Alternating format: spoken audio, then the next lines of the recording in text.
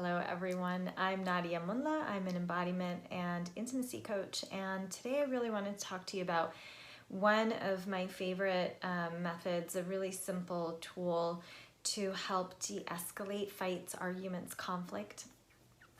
In particular, I would say this shows up, I tend to be coaching around romantic relationship, but it could really apply to pretty much across the board, any relationship.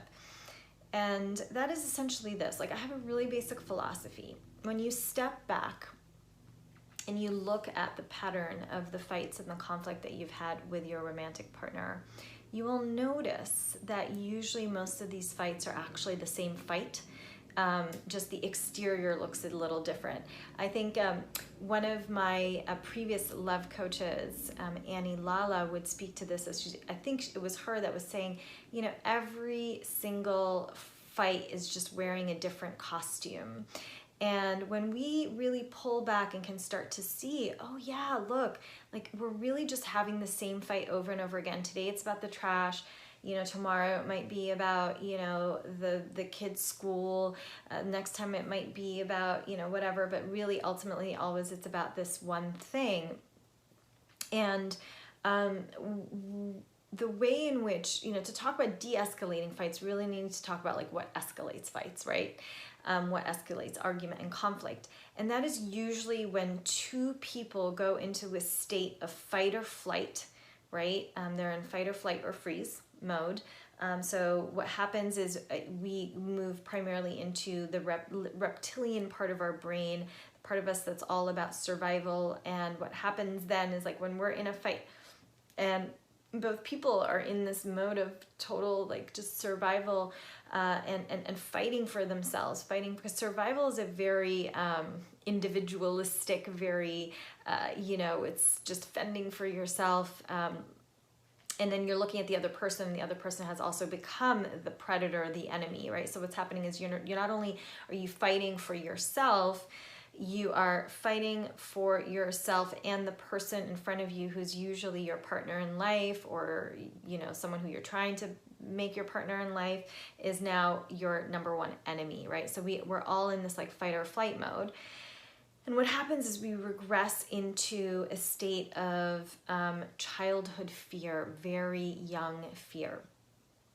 And it's really interesting because when we're not aware that that's happening, it can be really easy to go and go and go for a really long time in this mode and just be fighting and throwing verbal punches and poking and doing and just doing all the nasty things that one feels they may need to do in order to literally survive, in order to keep themselves alive.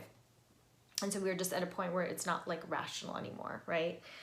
But what's really important to note is if you can understand that, if you start to look at every fight as just your inner little girl and the other person's inner child going at it, right?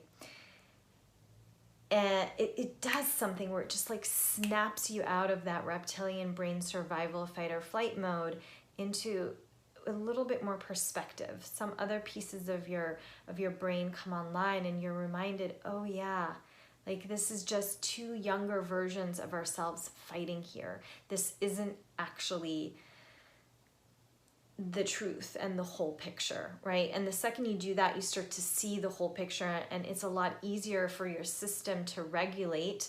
For particular somatic regulation tools, please refer to the other video that I have, and the link is below if you want to really dive into that. But essentially there's ways that you can also regulate yourself somatically speaking, but what you really want to be doing here is either a combo of both, but you want to add in this perspective of, oh look at us, we're just two children fighting. And then when you start to look at the pattern of the fights and the arguments, and you start to really just see, oh look, it's his wounded inner little boy or her wounded inner little girl and mine, and we're just 4-year-olds at it. there is an element of unattachment, like you can start to like pull yourself out of it, more perspective. You're also able to, you can sometimes even find humor in it, depending on the level of the argument. But essentially, it just, that perspective automatically switches gears for you. So I would say that, alongside certain somatic tools that help you actually regulate your nervous system and pull you out of fight or flight mode, are the two best ways to move yourself out of this pattern and out of that moment of feeling like you need to fight. And instead of just staying stuck and letting all of your energy just be leaked over and over again about the same fight over and over and over and over. And obviously there's a lot more layers to this, but this is that one tool that I really wanted to give you. So the next time you find yourself about to launch into argument, or as you're finding yourself already in argument, can you take a moment and just look at and picture the two of you as younger children doing the dance, doing the thing, and see if it can help regulate you, help you become the person who perhaps brings the adult energy back in, right? And so that you work your way towards actually fighting as adults, as, you know, king, queen, queen, queen, king, king, right? However it goes, instead of these two little kids. And let me know how it goes.